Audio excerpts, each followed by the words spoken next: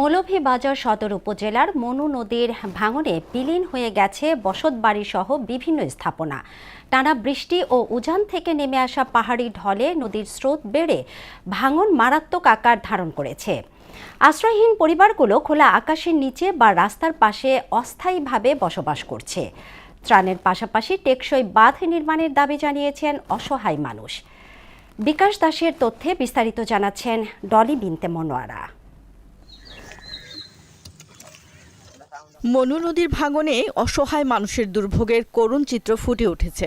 ভাঙনের কবলে প্রায় ৩৫টি বসতবাড়ি বিলীন হয়ে গেছে। পাশাপাশি শিক্ষা প্রতিষ্ঠান, মসজিদ, মন্দিরও নদী গর্ভে চলে যাচ্ছে। দীর্ঘ বছর ভাঙনে অনেকেই এলাকা ছেড়ে চলে গেছে, অন্যরা সম্বল হারিয়ে আশ্রয় নিয়েছে খোলা আকাশের নিচে।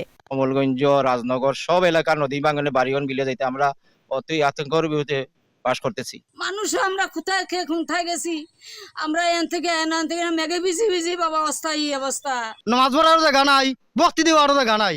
বাংলাদেশ সরকার আমরা এখন বাংলাদেশ সরকার কোনটা করবা, আমরা গাঙ্গি বাঁচিয়ে দেও। ভাঙন রোধের আশ্বাস দেওয়া হলেও কার্যত কোনো পদক্ষেপ নেওয়া হয়নি বলে অভিযোগ স্থানীয়দের।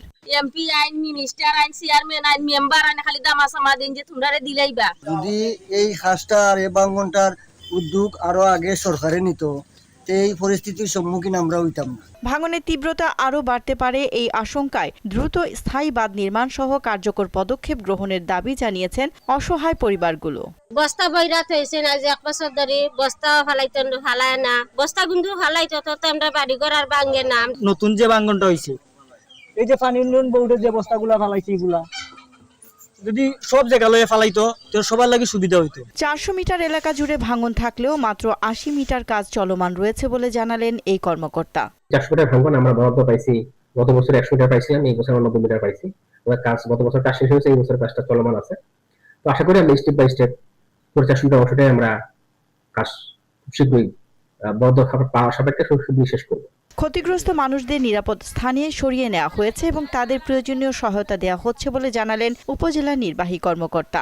হঠাৎ করে নদী ভাঙন দেখা যায় এবং ভাঙনের ফলে আমরা তাদের বাসস্থান এবং তাদের জিনিসপত্রগুলো আমরা নিরাপদ দূরত্বে সরিয়ে নিয়ে এসেছি এবং তাদেরকে তাৎক্ষণিক শুকনো খাবার সরবরাহ করা হয়েছে। সদর উপজেলায় ২২টি আশ্রয়কেন্দ্র প্রস্তুত রাখা হয়েছে বলেও জানান এই কর্মকর্তা।